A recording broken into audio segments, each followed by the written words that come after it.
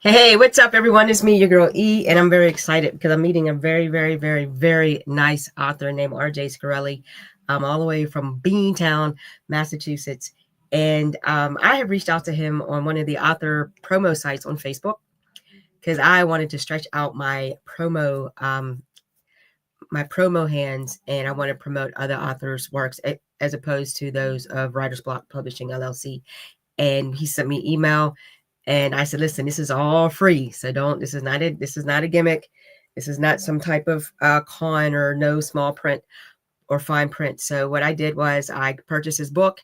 I was not expecting what I was expecting. I was very, very thrown off. However, this book is extremely, extremely heartfelt, and I truly, truly love this book. It's called, I have it right here, For Those I Knew and Loved Before, right?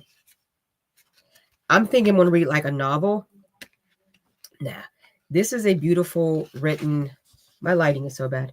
This is a beautiful written children's book about a little girl and her grandmother, and they got to have the hard conversations. Even their mother is involved for talking to the little girl about the hard conversations. And I highly recommend it because if you are a parent and you have, of course, your child has a great relationship with the uncle, with the auntie, with with the grandpa, and they have to have the hard conversations. This is a great way to go to learn how to have those hard conversations. So without further ado, I'm going to bring in RJ Scarelli. Here he is. Hey, RJ. Hi, how are you? I'm doing very, very well. Thank you again for taking the time to let me put on my glasses. So I can look intelligent. Thank you again for taking the time to have this author chat with me. Um, and I want to talk to you about everything about this book. One, I'm going to talk about who you are. Let me just read a brief bio. Let's see. You're 30-year-old male living the best life with your son. Writing has been an absolute passion since the days first taught in school to use your imagination. It provided an escape, which every author needs that was needed to comfort. And your writing style has adapted over time. However, you write mostly things that inspires you. I love that because it means that you are willing to go into the creative realm. It's the topic of Alzheimer's is not touched enough, as well as epilepsy and dementia. Your goal is not only to entertain, but to also help readers see the world through different perspective, breaking down stigmas and opening up new ways, which I truly, truly love that because again, this book is how to have those hard conversations. So let's talk about the inspiration behind this book. Yes. Do you want me to start? Yeah. Okay. So, the inspiration behind this book is rather personal to me. It has to do with my grandmother. She, was 63, was diagnosed with early onset Alzheimer's, and she was living in and out of nursing homes for many, many years. And at the time, I was also in college. So I was trying to make do with visiting her on the off time and Mhm. all. So while I was struggling with that, I went to visit her one day and decided that enough was enough. I just didn't look at her the same way as I once did because she went from like, this person full of life, adventurous, very outgoing, to just this woman, mute woman who is kind of roaming around the hallways and just not herself. So to me, I just kind of cut her off, and now I Oh, regret that. But yeah. at the time, I was just focused on school, and so when she passed. It was really difficult for me because I didn't know how to cope with it. So I Mhm. tried to find an outlet. And the first thing I did was I actually, my sister and I developed this Facebook group called Alzheimer's Angels. And that was kind of like an ALS ice bucket challenge type of thing, where instead of pouring water over us, we would have people nominate others, and they would make snow angels in the snow. And then if it became popular, we would They would do beach angels or like sand angels, but that never took off the way that I wanted to. So a little bit down the line, when she passed, around the time she passed, my son was born. Mm-hmm. I realized that Alzheimer's is a hereditary thing, and that was when I put the two together, and I discovered that I loved writing and I wanted to create a book that really teaches children, especially my son, that be able to have difficult conversations with the children and have them be part of the conversation and not be kind of stray away from it. I wanted to be the one to eventually tell my son if I was given, because if I carry the gene, that this book would show him that, oh, daddy's okay. Daddy might be a little different, but daddy's still the same. He still loves me. Mm-hmm. And I just wanted to get that message across to as many people as I could, that just because someone's diagnosed doesn't mean they're any different than they are. They just need more help. That's extremely beautiful. Because when you're, when you have a kid to say 5 or 6 and they're used to grandma and grandpa, in some format, the fun format, the playful format, but then something suddenly shifts and they're not the same. Mm-hmm. And then the parents and the adults, would take them to the doctors. The doctors give the diagnosis, and then now it's like, can we go see grandma? Can we go see grandpa? You're like, well, not today, buddy. Or you know what I mean? Because you may not know the mindset that grandparent or loved one is in. Mm-hmm. And if they're not in a good mindset, that can be very terrifying to a child. Um, we've seen on TV and news reports, things like that, when someone is diagnosed with Alzheimer's and really begins to manifest, they don't remember, they're very argumentative, they're very confused because a lot now is happening, and you got a lot of people hub around saying it's okay, or I'm so and so, you don't remember so and so, so those conversations is definitely encouraged to the parents, you know what I mean? And this is one reason why I love the book. My grandmother was showing signs of dementia. My grandfather actually told me maybe early 90s, right? She just started showing a decline. Now, Mm-hmm. it wasn't strong until maybe 2012 or 2013. My dad had told me that she's starting to repeat herself. I'm just like, oh, okay. Um, but when I actually saw it firsthand, I remember it was her birthday. She turned 80, and my daughter and I went to visit, and we got, because she loves like loungewear, so we got her favorite loungewear, and she was very childlike. Um, she was very we came in the house and she was like, I'm 80 today, but not like an older person, celebrating their birthday. It was more like a little kid. Oh, I'm 10, I'm two hands. Right. And I said, okay.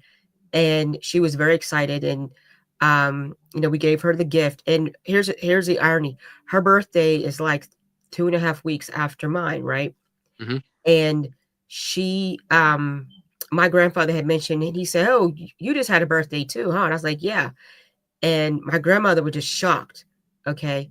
And like, that was the bona fide confirmation, because my birthday tradition with my grandmother was she would take me to the shoe store here in Pittsburgh called Little's, and she would get me Easter shoes, because I was born around Easter. So Mm-hmm. she'll take me get new shoes, and then she'll take me to McDonald's, get a McChicken sandwich, and then to Giant Eagle, was a grocery store here, to get rainbow sherbet. That was our tradition. And I'm the oldest grandchild on both sides of the family, so that was me and her tradition. Even to this day, um, I make an excuse to buy new shoes for my birthday. You know what I mean? Um, I don't eat chicken. I'm more plant based, but I definitely get my rainbow sherbet to celebrate my birthday, because it's something that we did. And when she looked at me like she missed my birthday, she felt bad. She goes, "You need money?" I said, "No, Graham, I don't need any money." She goes, "That's what grandmas do." And I'm like, "I get it. I know, but I just want you to enjoy your day." And she kept asking my daughter, if she liked her name. She asked it more than once. She kept saying that she was 80. She's like, I'm 80 today. Today's my birthday. And then she was saying how blessed she was to have her 3 children. My father is her oldest child, and she couldn't remember my dad's name. Mm. And my dad is the third, so he's named after his dad. So she named the 2 other children, my Uncle Gary, my Aunt Kim, and and then she was thinking, and I said, "Well, what's his name?" Pointing to my grandpa. And then she cheered, Ralphie, she did that. And I said, very good. And I knew, that she was definitely on a, slowly decline. And unfortunately, she did pass away of 2022. Mm-hmm. Um, Beautiful, fond memories of my grandmother, but I could definitely relate. And this, I had to tell my daughter, she was going on, I think she had just turned 13 that year. And she kept saying, why was grandma asking me about my name? You know what I mean? I said, grandma's starting to show signs of dementia. She says, what is that? I said, well, your memory fades and slips, you know what I mean? And then as she got older, she began to understand. And I'm grateful that my daughter wasn't as little as the character in the book. I'm grateful that my daughter had a relationship with my grandmother, and even my grandfather. My godfather calls him Timex because he takes a licking and keep on ticking.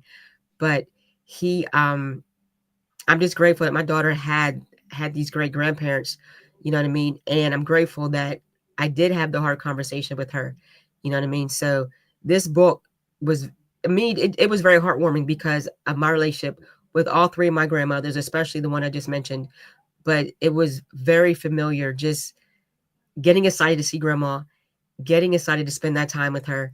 It is such a great, I can't keep saying it. It is a beautiful book. Highly recommend it. It's taught, I recommend the schools get it. I recommend the church groups get it. I recommend anyone who has children, niece, nephews, godchildren, they get it because this is such a beautiful book. Um, I want to read an excerpt from it. And then it rhymes. So I was getting the Dr. Seuss vibe. I was like, oh my gosh. And then this is what I like about it. It's not written in the typical writing style. It's like almost like a script, right? And I like that too, because again, if a child is reading it and they're learning how to read, they're getting this. You know what I mean? Um, Cindy says, there's nothing like a visit to grandma's. It's simply the best.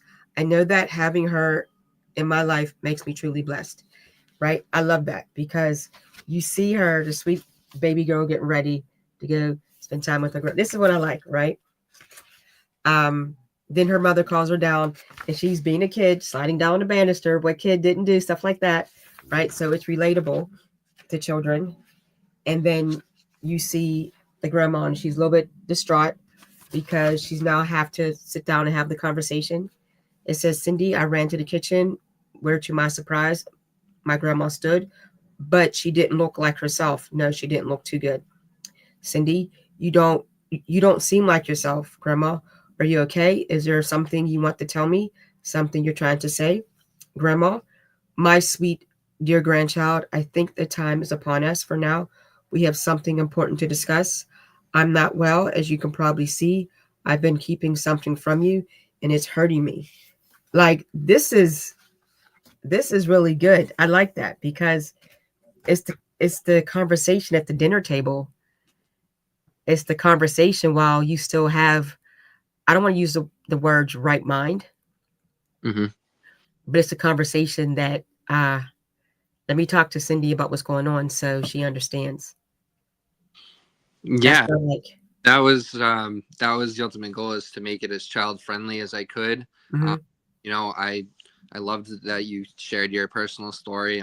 I'm sorry that you lost your grandmother to Uh-huh.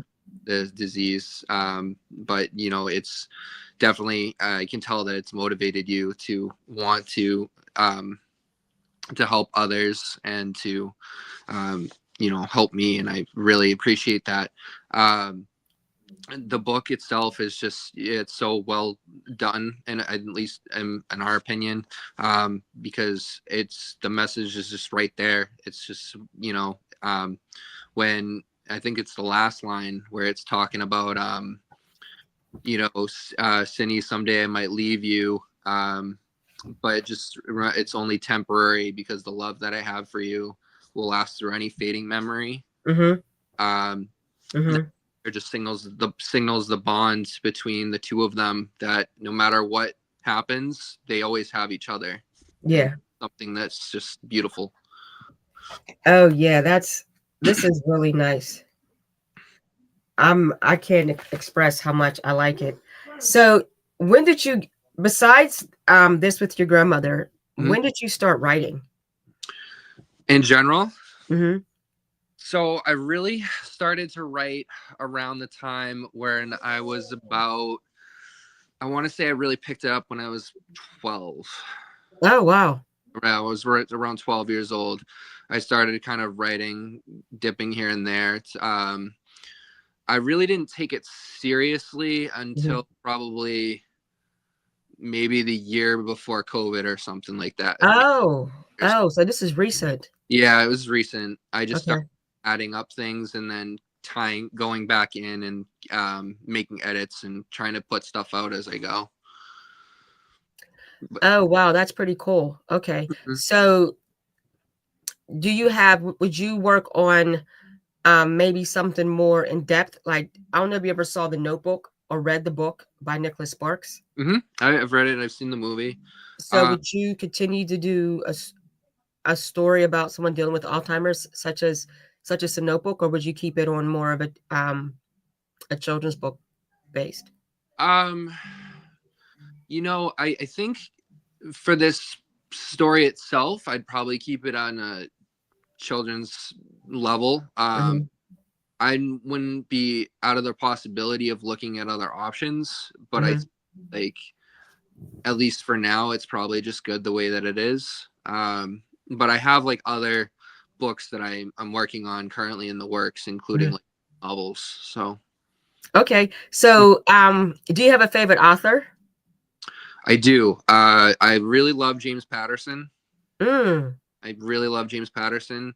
I think he has a amazing imagination. yeah, he does. I The stuff that he comes up with to this day, it's just like you think like he's out of ideas, and then he just comes up with something else that's like, wow, how did you, like, where did that come from? Uh-huh. And the reason I love him also is because his chapters are so short Yeah. that you just feel very smart. So because you get. Yeah, I like Patterson. I read more of his Alex Cross series. Hmm. Read a few books. The chapters are short. I like it because as you read the chapters, it's fast paced. Yes, You it know what I is. mean? There's one time I read the first book, and the killer was ironically, in the area that I grew up in.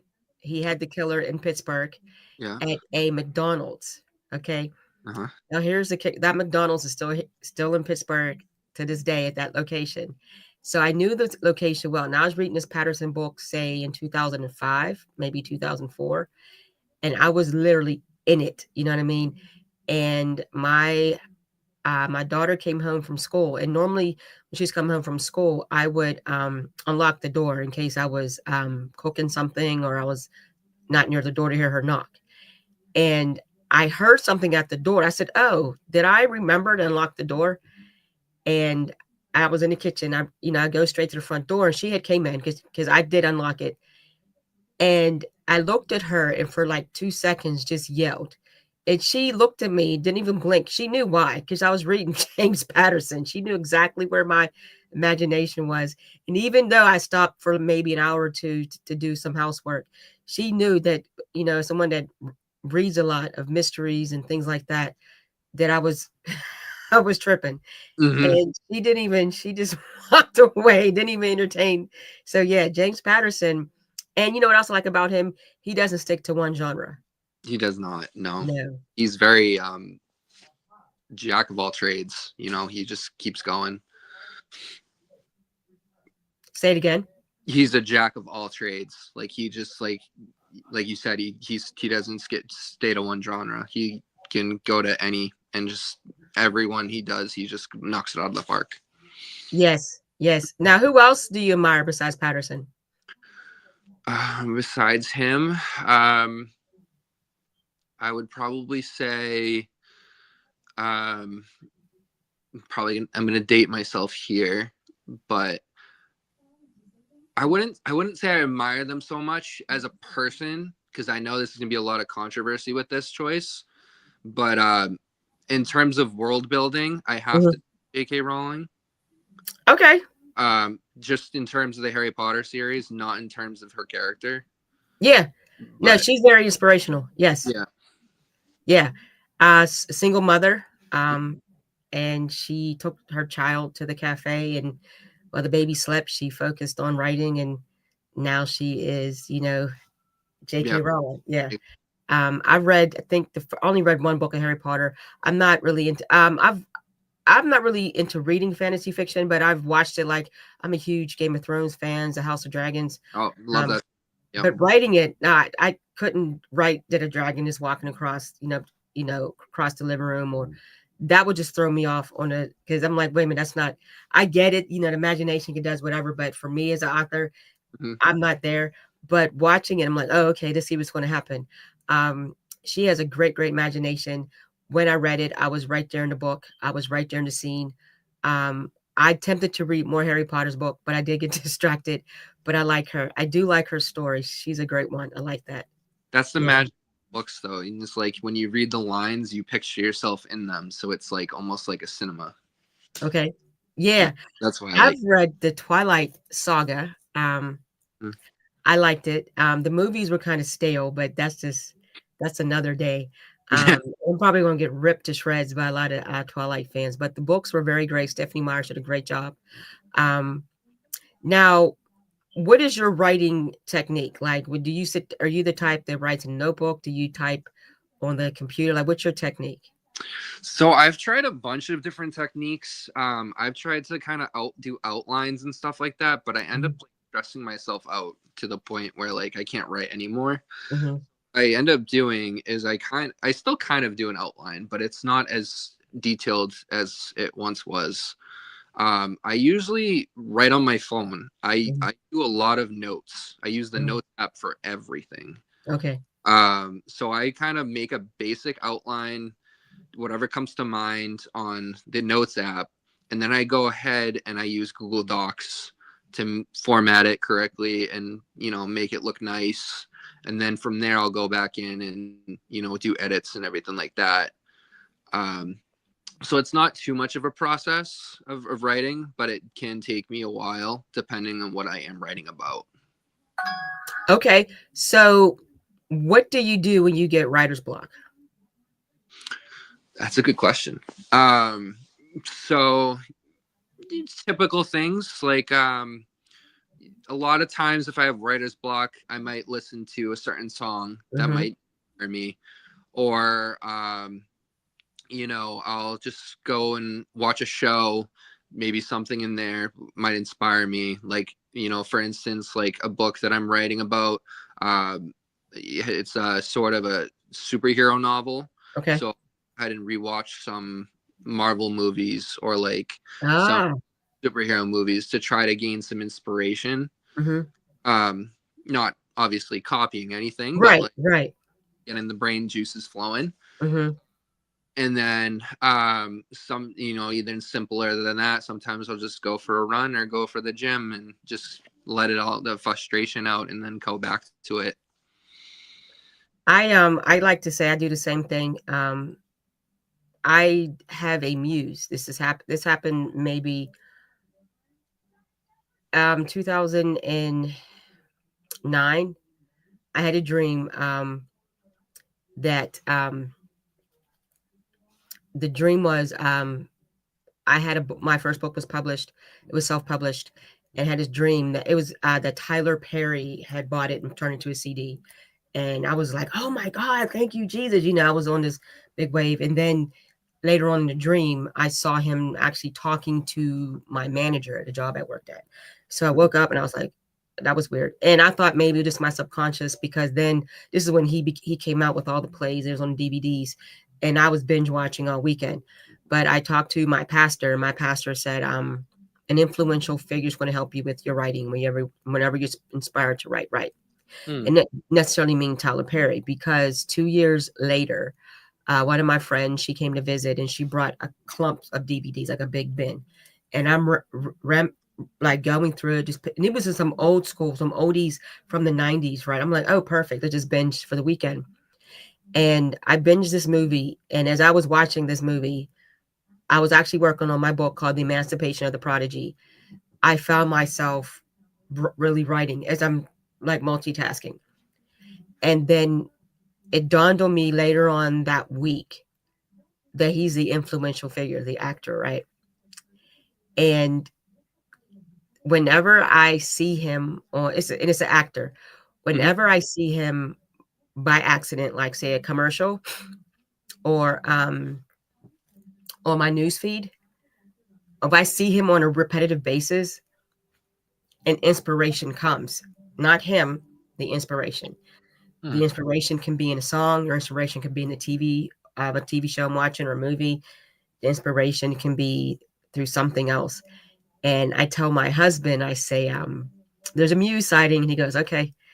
And he knows what it means. He knows that I'm going to start writing. He knows I might just get that blank stare. I'm just staring off into space because now I say I go into the creative realm and I'm seeing my characters. I'm seeing my story. I'm seeing getting a storyline. Um, and that's when I know that there's a story. And sometimes it's in the most unlikeliest inspiration where I would never even thought to even get into. That guy is Johnny Depp. So, yep. When it comes to Johnny Depp is very, very. Uh, I'll say that he's a type of guy that like my work doesn't have anything to do with his acting work or anything like that. Um, it's just something in his creativeness inspires my creativeness. I think you're frozen, RJ, if you can hear me. Are you there, RJ? I think you're frozen.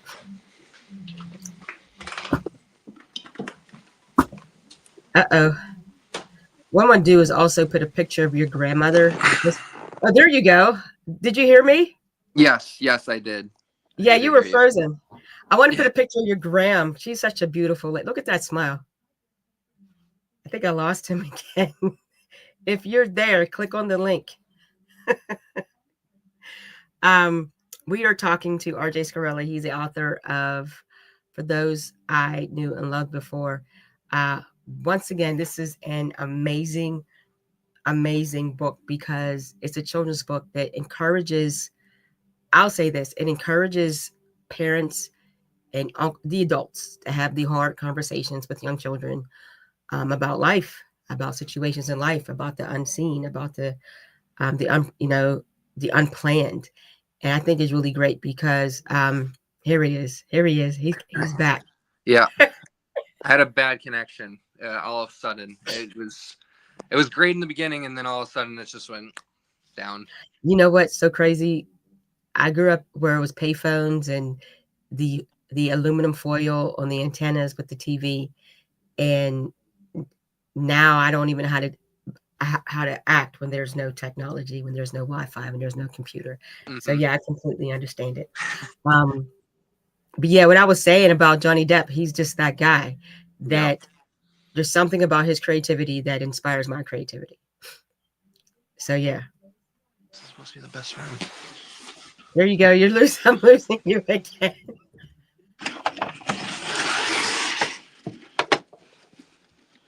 Let's see. Johnny. Let's see. Yep. Um,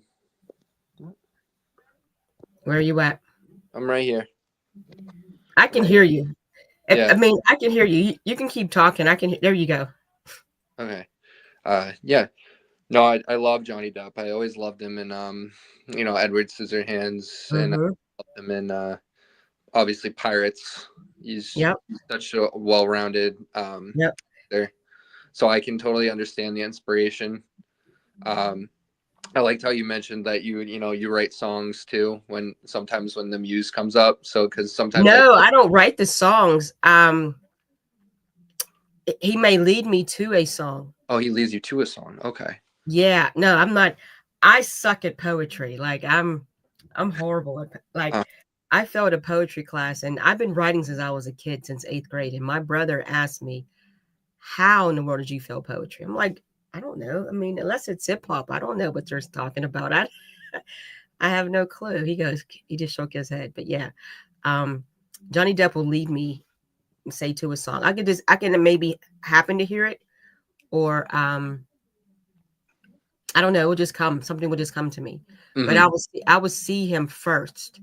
Um, like I said, I could see him on a commercial because he got the Dior, the cologne, whatever. Yeah, Um, that's always on. yeah, I might see him on my news feed, and it could be whatever. Like I think this the past week he was at Cannes. I don't. But see, the crazy thing is, I don't look for him because if I look for him, I feel like I'm cheating. So I allow whatever to stumble upon it, and then even some of his movies. Um, I may just be in a Johnny Depp mood and watch a movie, and Mm-hmm. there could be something in the movie. Again, my work, not the work that I've written, has nothing to do with his work. There are no similarities. You're right. But other than Finding Neverland, because he plays it a writer, Mm-hmm. right?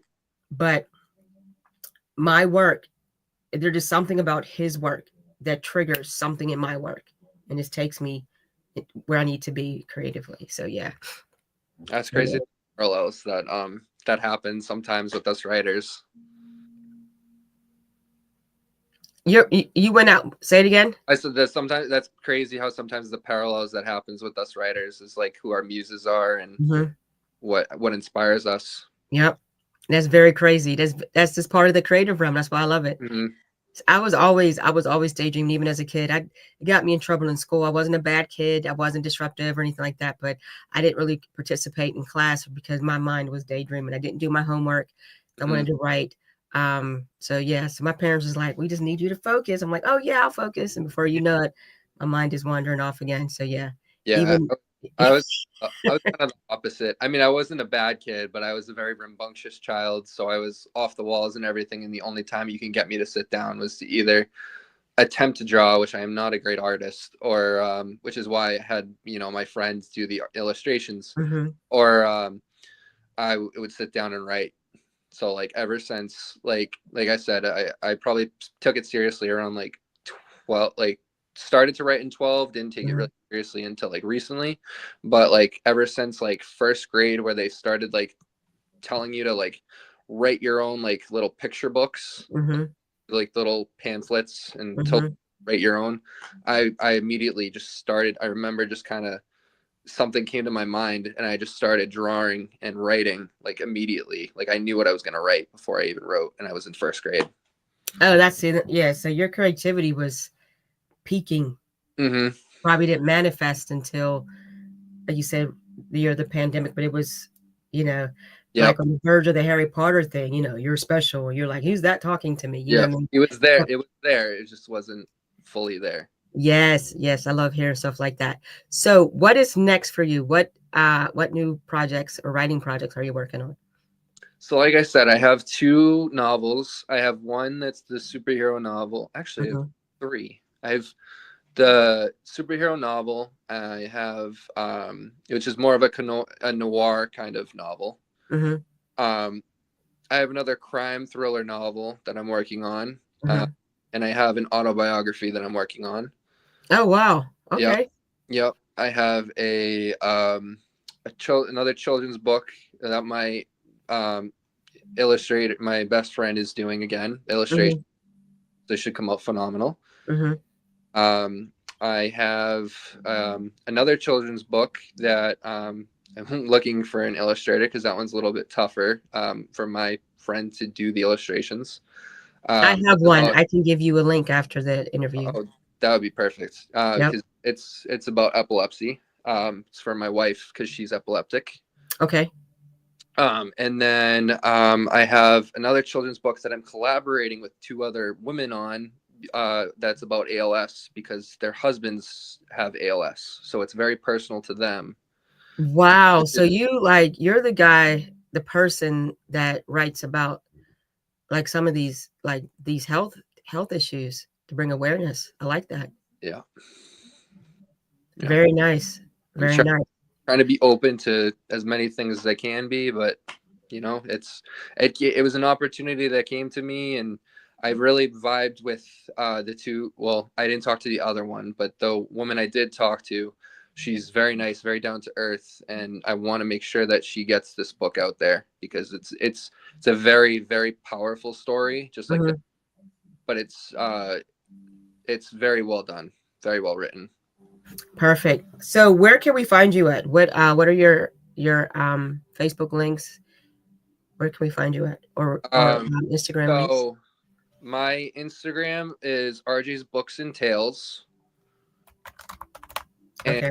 my TikTok. I have a TikTok. My TikTok is RJ the author. Okay. Hmm. So that's Instagram is RJ. I'm gonna put it up here. RJ. So that I spell tell I spelled tells right. Yes, RJ Books and yes, you Tales. All did. right. And then what's your TikTok? It's RJ the author. Okay, I'm gonna add that banner too and post that up there for you. And this is TikTok. So those that follow us on YouTube and Facebook, I will put that up there for you. RJ, I want to say thank you again for taking the time, especially on a weekday. How old is your son now? How old is he? Yeah. He is 3.5. Oh, you got a baby. Yeah, I, you're uh, busy. So my little toddler, my mischief little man. yes, yes. I remember those days with my daughter. And wait till they turn 4. I'm gonna tell you now, 4 is the best age for toddlers because they're really tapping into their like thinking. Hmm. And I try to like it was at a point where my kid was like, "What's your name?" And I said, "Mommy," and she's like, "No, it's not." And she told me what my name was. So it was like it's that stage which I actually like the best. So you just wait. And Yeah, um I thank love you that. again for taking the time. Reading with him on my TikTok of introducing to this book, and I did a reading with him, and he was very much engaged Uh-huh. for a little bit, Yeah. toddlers and everything like that. But he was pointing, and he was pointing out where Grandma was and everything. That was probably one of my favorite memories that I've made with him because it was just so special. Because he was like, "Oh, it's Daddy's book," so Oh, it was so special. that sounds really sweet. I like stuff to hear stuff like that. That is really sweet. When kids recognize you, especially at that age, it's like, wow. So thank you again. We're going to sign off. You can follow me at www.edavisllc.org. This episode was brought to you by Writers Block Publishing LLC.com and Starks Contracting LLC. RJ, to stay on so I can sign off. Thank you again, everyone, for watching. Have a great day. Bye, everybody.